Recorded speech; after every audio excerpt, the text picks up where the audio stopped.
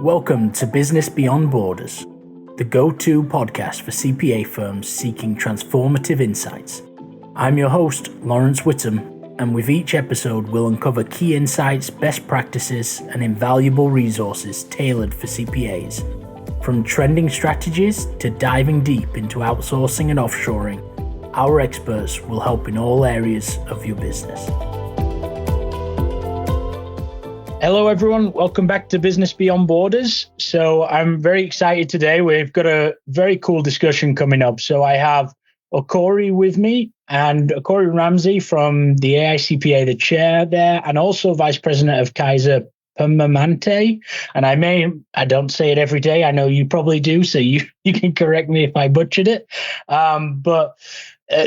The reason for the discussion is we're going to talk a little bit about the pipeline, the staffing sides of things when it comes to the AICPA. But Okorie, I know you mentioned to me you've got a pretty cool background of actually helping lead some of the co-sourcing going on at KP as well, which will really help with the discussion just in terms of, because this channel is a little bit about the staffing aspect, but also covering what are some of our solutions and looking at the outsourcing and offshoring, some of these challenges firms do have struggles when it comes to this. So would you like to give a little bit of an intro for anybody that doesn't know you? Sure. Thanks, Lawrence. And I appreciate the opportunity to be on this podcast with you. Yeah, so everyone out there who's listening to the Business Beyond Borders podcast, it is a pleasure to be here with you. As Lawrence mentioned, my name is Okorie Ramsey. I serve Kaiser Permanente as the Vice President of Sarbanes-Oxley. So we are a $100 billion nonprofit organization. We're based out of Oakland, California, but we are in multiple markets across, in the U.S. And so we are a healthcare enterprise providing medical services to members and patients across the country. In terms of the work that I do with the ICPA, I do serve as chairman of the board for the AICPA, which is the American Institute of Certified Public Accountants. But I also serve as chairman of the association, which is the Association of International Certified Professional Accountants. And so that body combined with CIMA, which is the Chartered Institute of Management Accountants, represents approximately 700,000 members across the world in about 196 countries. So I'm really excited to have the opportunity to serve in this capacity and looking forward to our conversation. Cool. No, thank you, Okorie. And yeah, we'll talk about a couple of the countries. I know you've been traveling around the world as well recently, so we'll dig into that a little bit later. Now, let's just start out by maybe just discussing the AICPA's opinion around somewhat of that talent crisis we're going into. And I say crisis lightly, right? In terms of it's a problem. We come up with problems all the time. We have to adapt to them at the end of the day. And there are lots of things going on. But can you share maybe a few of the areas that the AICPA has on this as to what you guys are doing to help out with this area as well, what you're advising firms on, what you're advising businesses on to really help in this finance area? Absolutely, Lawrence. And so we call it a pipeline challenge, right? So versus a crisis, but nonetheless, it is something that we are very acutely working on. And so we have a national pipeline advisory group that was established, honestly, last May. So May of 2023, we got the approval of the ICPA Council to do work specifically in this space and bring together a group. I look at it as kind of a task force to really focus on this area. It's representative of large firms, small firm, mid-size. We have business and industry represented. We have DEI represented. We have regulatory agencies represented as well. So NASPA is at the table with us as well. And so we have those who are looking at the education requirements, who are on the side of maybe it should be something like 120, back to 120, or that it should stay at 150, in all between. So we're really trying to be representative of the interest of all, so that we can seek to avoid having any risk of not being thoughtful about it holistically, because many times people may view that there's only one side that we might follow as the ICPA, and really looking at this holistically. Now, when we think about some of the challenges that ultimately got us here, there are several factors that I think are important to call out. And people don't necessarily think about well, like the U.S. birth rate, that is one, and it's an important one that I don't think you can take lightly. In that we're seeing that there has been a reduction in the number of births in the U.S. Yep. And when you think about the number of people who are born, the number of people who then go to college, the number of people who go to college that major in accounting, you get a lesser share, right, of that population, unless you are able to inspire those minds to look at the accounting profession as something that they may want to go into. But that's a real a real hit. But now let's say those who go into college, well, you have the cost of education. It is much more expensive than when I was in college, and probably you as well, right? It just continues to increase, and it becomes, it can be unaffordable for some. So we need to look at how can we look at the cost and the time of education that's needed to ultimately become to be eligible to take the exam and then become certified and continue to have the education that you need. The compensation, that comes with that. If you're looking at someone who actually has a major that you decide that I'm going to go into accounting, and when I come out, what's the salary that I get versus the salary that maybe someone who is at it goes into IT, or goes into a different area of finance. Those I would say at the onset there may be this variance in terms of how much you might be paid, but when you look at the long-term benefits of being in accounting and the payoff, it can be pretty substantial and essentially different in a very positive way. But you kind of have to be willing to look at the kind of long game versus just the immediate. Yeah. Okay, but I would also offer, we also have to look at what are the way that people view the profession. Like, do they think that we're green eye shade, that we sit behind a desk all the time, that it's not an interesting work, right? The perception of what it is that we do versus the reality. And so what we're trying to do to address that, so I can give you kind of some of the problems, and here's what we're doing to try to address that, is that we're really looking at the CPA exam, which was actually, we've modified that exam, and it was in partnership with NASBA to really look at how do we evolve the CPA exam to be more focused on the types of things that are really relevant for businesses and economies, and that students are interested in. So while we have the underpinning of audit, tax, accounting, and technology, we're looking at how do you become more of a expert in given areas that you may have greater interest in. So if you're interested in tax, you can do a focus in the tax discipline. Or if you're interested in more technology, there's an area for that. And then there's an area for internal controls and business analysis. So that's really how we're trying to get after it from an exam perspective. But we're also looking at how do we look at the getting into schools and telling our story. Right? Because if we don't tell our story, someone else will tell that story for us. And it may not be right, or it may be from a vantage point that is looking at how do we get more clicks, right, or more likes, right? And so we have to be in the schools, we have to be, on the college campuses, really meeting with the students and helping them understand the variation of all the opportunities that are available to you in this profession, and also the gains that you can get. So those are just some of the things that we're doing, but I want to make sure that I'm, getting some of your additional questions in, but I wanted to give at least context of all the stuff that's happening. Yeah, no, that's perfect. And so one of the things with going to schools, right, just as an example, and when we talk about the actual testing side of things, right, so you're talking about narrowing down to specializing a little bit more earlier, right? If somebody's more interested in tax, they can now specialize a bit more in that for the actual CPA exam, compared to right now, it's 3 parts, very equal oriented across the board. Is that correct? Well, so actually more recently with the changes that you've got that core, right, of accounting, tax, auditing with an underpinning of technology. But then you choose a specialty. Gotcha. And so that specialty, and that's literally as of January of this year that the exam changed to reflect that you then choose. Do you want to specialize in tax? Do you want to specialize in controls and business analytics, or looking at a kind of third component? So it's one of those 3 that you ultimately decide what do you want to have as your specialty, with everyone taking those core elements of the exam.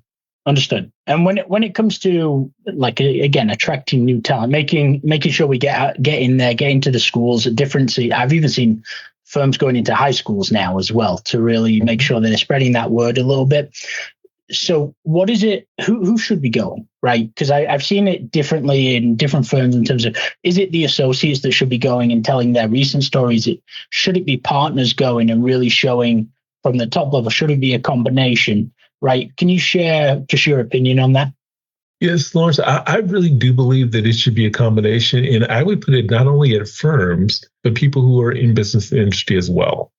Right. So because I think a lot of times we think, well, people think generally, well, I'm going to go into accounting, I'm going to go into a big four firm, or that's what they pitch. But there's so much more to our profession in that people who are at a mid-sized firm or a smaller firm, or people who, have elected to start their careers in business industry or into their careers there, that we need to make sure that they're represented as well, because it's all, part of the ecosystem that we have. So when I'm thinking about people who are going into the schools, I think it's helpful to have those who are not too far removed from the students to be able to tell their story and what it's really like now that I'm coming on the other side. But at the same time, having someone who has a depth of experience that can tell about the journey and the paths that they went through and share some really interesting stories about the types of work that they've done, and maybe some successes, some failures, and how at the end of the day, they still are where they are. Right? So even with those failures, they still somehow made it through, and that they are, have achieved a certain level of success. And while I'm not one who really focuses on I would say on like salaries per se, or just the money, because I tell students all the time. I was literally at USC earlier this week, and I told those students that, and these were MBA students as well as some who are undergrad, that chase experiences, not dollars. Because if you chase the experiences, you're going to get some really cool, rewarding stories and challenges and things that you'll do in your career, that the money will then follow. Right? Because you're doing what you love and what you're passionate about, and that you're making an impact, versus I'm just going after who's going to pay me the most money. Because that may work out. They may pay you the most money, but are you happy? Yeah. Are you enjoying what you do? Right. And so I think that's really got to be more of what we are pitching. But I think it's important that they understand that at the end of the day, yes, I'm going to do some really cool and great work, but also going to be compensated really well for it, over time. Yeah, and I would say, again, youngish professional, right? I'm 33, and 10 years ago, I was definitely, again, in that mindset of chasing the dollars to some extent compared to chasing the experience, and it turned into completely a reverse role. I was told by mentors, like, no, I mean, this is what we really care about, right, in comparison, and they were at a different point, but they realized that again, it takes experience in order to even know that. So exactly. It's catch-22 to some extent as to whether they listen or not. Now, so when we're talking about, let's say within firms, like what leaders and even businesses in their accounting divisions, right, and finance divisions, what can the leaders in those positions actually do to make the profession a bit more attractive, right, from your opinion as well? Like, and I think there's different elements here. It's not a clear picture as to what it actually is, and here's the answer. But can you maybe give a couple of examples that you guys really push for firms and businesses to do differently? Certainly. So I would say the first thing is how they embrace and leverage technology to really modify the kind of work that we do and how we may go about completing it. With the advantage of AI and generative AI and automation, we really should be looking at how we utilize these resources and tools to do the work differently. And when I think about the generation who's coming up now and entering the profession, that those individuals have grown up with technology all around them their entire life. And I would say you as well, right? That at where you are, millennials literally are the most photographed generation ever, right? And so because you've grown up with that always, whether it was an iPhone or whatever the Samsung or the Samsung or Google versions of these are, that you had that all around you. And so how do we leverage your knowledge in this space of technology versus, say, the boomers or even the Gen Xers who may have some, level of understanding, but not as much as this upcoming generation, and ultimately kind of marrying up the experience that a more senior person has with the technological advancements that the younger generation knows, and see how we can bridge those together. Gotcha. There's a lot that the younger generation knows that aren't really giving credit for, right? Because it's like, well, people may say, well, there's loyalty, or they're kind of moving from one thing to the next, and don't stay put. But in reality, what I have found with the younger generation is that they are motivated very differently than, say, the older generation. Yeah. Older generation was like, I want to make I want to make a good salary. I want to stay with the one company, and I want to retire and get my pension. Young generation is looking at, well, okay, I want to add value. I want to make sure that I see the value of the work that I do and the impact that I have, and that I'm doing good while doing well. Right. And so it's a different dynamic, neither wrong, right? But just how do we bridge those things, making sure that there are opportunities for that younger generation to excel faster, that you don't necessarily just have to pay your dues and just wait, your turn. Yeah. Right? If you're someone who can move fast, you get the business, you can be, a rainmaker in the space that you work in. Well, how do we accelerate your climb? Right. Just because you're doing the right things versus, well, who does that guy or gal think she is, coming in here and trying to. Yeah. Getting away from the traditional side of things. And I believe it was at the Digital CPA that one of the presenters was saying about right now we're working with the most generations inside of a business in a lot of cases that we ever have before, right? So it is something that the leaders need to be open to understanding from every generation as well, because you don't necessarily see it unless you're open. So now let's switch it a little bit towards now, like some of the immediate things that firms and businesses can do and are doing, right? And I think this is maybe partly for one of the reasons why you took the trip to India. You correct me if I'm wrong. Obviously, I don't know from the exact reasons why, which I would love to learn. But because a lot of firms are looking to outsourcing, co-sourcing, offshoring as an immediate solution to this gap. Now, can you share a little bit about your experience in this side and the trip that you guys did recently? Absolutely. Right. So our most recent trip to India was really part of we're having a SEMA, which is, again, Chartered Institute of Management Accountants meeting. So that was actually led by the association co-chair, Sarah Ghosh, who is literally right hand with me, on this journey as we lead the profession together from a volunteer perspective. And we have a significant number of members that are in, India, but also who are interested in taking the CPA exam. Yeah. So we ultimately wanted to really engage with the members, but also leaders in the profession within that geography of the world, because our goal is that we're not just U.S. based. Right? We're global, and so we need to be in various parts of the world, making sure that we're making advances in those spaces and that they are being seen, heard, felt. Right? Yeah. And so that's why we were there. Now, how that relates to my work is that it kind of, for me, kill two birds with one stone, is that I actually leverage a team in India through an outsourcing arrangement that I have with a large accounting firm. And I did this now about 6 years ago, where in instance I outsourced my SOX testing to an outside firm with the intent of how do I streamline the work, improve some of our processes, make it where I could literally have a shop that's kind of working almost like 24 hours a day. Yeah. And that when we are sleeping, the folks in India are working because that's their primary part of the day, and they're sharing the work that they've completed with us back in the U.S. when we get ready to start our day. Mm-hmm. Right? So it's like you've got this 24-hour cycle, but you also have a workforce who is substantially reduced in cost in those geographies. You're also seeing that in, say, like Costa Rica is another, yep. In the Philippines is another one, where you're seeing people moving work, offshore into these areas where they're growing the talent.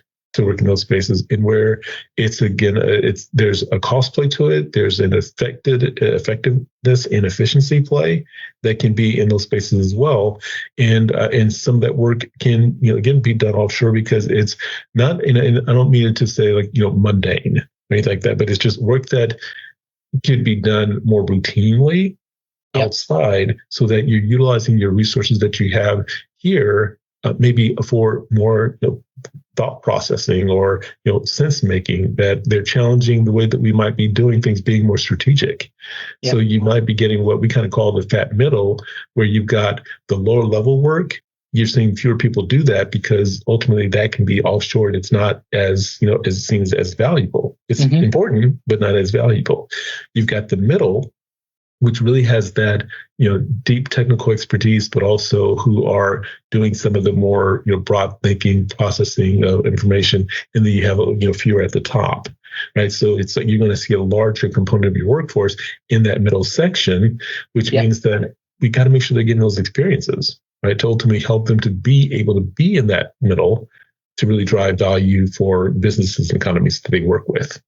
Now, are you, and just to be clear, because I know you mentioned to me the co-source, and this is what confuses a lot of people because there's co-sourcing, outsourcing, offshoring, lots of terms for it. Now, you're working with a CPA firm that has a back office. Is that am I correct with that, or is it a third-party outsourcing firm? No, yeah. So it's actually a large public accounting firm that I outsourced our testing with them. So my team is responsible for overall strategy.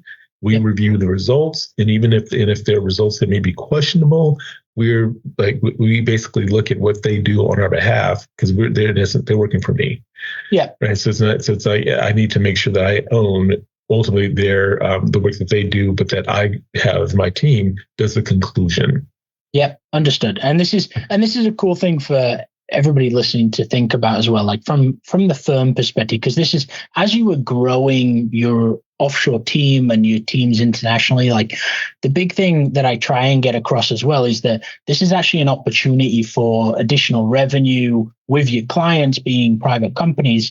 You can go because they're looking for the same thing. Now, and a lot of the times they wouldn't have come to the firm for certain roles, internal finance roles that they would have hired for previously, like accounts receivable, billing, right? Any of those types of less experienced, lower on the totem pole type of work. It wasn't efficient from a cost-effective standpoint to go to a firm previously. You can now actually, as a firm, make it efficient by going offshore in some senses and being able to offer that to your clients, right? Because they still have the same talent crunch that you do in the finance world, right? And so it's cool that you're doing it that way. And just to give everybody that there are large businesses doing this as well as the small entities you can help with this quite drastically as well. I completely agree with you, Lawrence. And one thing I would add that I think would be very valuable for people who are thinking of doing something in this way is that you want to engage with that international team from a leadership perspective. And whether it's you do it virtually, but it's even better if you actually go there and you meet with the team, you're shaking hands, you're talking with them, you're helping to share your mission, your priorities, because they appreciate that you literally took the time to actually go there and invest in them, and that you're making it that they are part of your team. Yeah. And so this isn't just another team over here that's just doing work that we don't think is as valuable. Right? You're letting them know that the work that they do is incredibly important to you achieving your strategic goals as an organization. And when they see you there, or if you're meeting with them routinely so they feel a part of what you're doing, they run that much harder and faster to do the work for you. And that's what you really want you want an engaged team that really wants to make a difference and feels valued for the work that they contribute to what you're doing as an organization. Yeah, no, completely agree. And great advice there, because I had a conversation yesterday about this in terms of one of the things that came out of the partner's mouth was more around. So the only problem is we don't want to necessarily go over there to invest that. Or they didn't say invest the time. They said they didn't want to go over there to start doing all this. Like nobody really on the team wanted to do that. And I said, yeah, but all you're telling me and any of that team, if they heard this conversation, was that you don't want to invest in them, right? And the same, whether they're nationwide and somewhere else in the state, right? You want to get together, and nobody, like a lot of people today don't necessarily want to be together all the time. They don't want to be in the office all the time. We have quite a hybrid environment now, I would say, in a lot of cases. So, but that in-person piece and element is very important, in my opinion, to build a relationship and, again, build a team camaraderie in some sense. It's very difficult to do it just over a camera. Completely agree. No, spot on. So, I mean, is there anything that you want to share, like as we're starting to wrap up now, because I know that we're on a deadline. So is there anything that you would like to share just for the audience, like anything that they should really be thinking of when it comes to this pipeline? I know that you've recently released a survey that maybe you want to mention about, and we're happy to provide a link as well for that. That would be wonderful, because we really do want to hear from students, when we hear from professionals on the what they view are the things that we should be doing as a profession to really increase the pipeline of those coming in. So if you wouldn't mind sharing our link, it's available on LinkedIn as well. They can reach out to me as well on LinkedIn. So I'm very easy to find. As you know, I'm sure if you share my link to me as well, that would be great. What I would say, coming in closing, in addition to my appreciation of you inviting me, on your podcast, is that we really do want to make sure that we're getting out there and really telling our story, and that we think about the types of skills that we gain and why we're so proud to be a part of this profession. So if you think about, the sense making of data, the, data analytics, the leveraging of technology, showing leadership, right? Making strategic decisions that help advance organization and missions, that these are all part of the skill sets that we need, not just the technical core component. That's kind of, might be the price of admission, but it's really about all these other things that you bring to the table. And that I am still extremely bullish about our profession and very proud to be a CPA and a CGMA. And again, I really just appreciate the opportunity to have this conversation with you. And if there are any follow-up actions that come forward, please don't hesitate to reach out to me, and I'd be happy to engage. Perfect. No, thank you, Corey. No, very, very happy having you on, and I hope everyone enjoyed today. And feel free to catch us on the next episode of Business Beyond Borders. Thank you.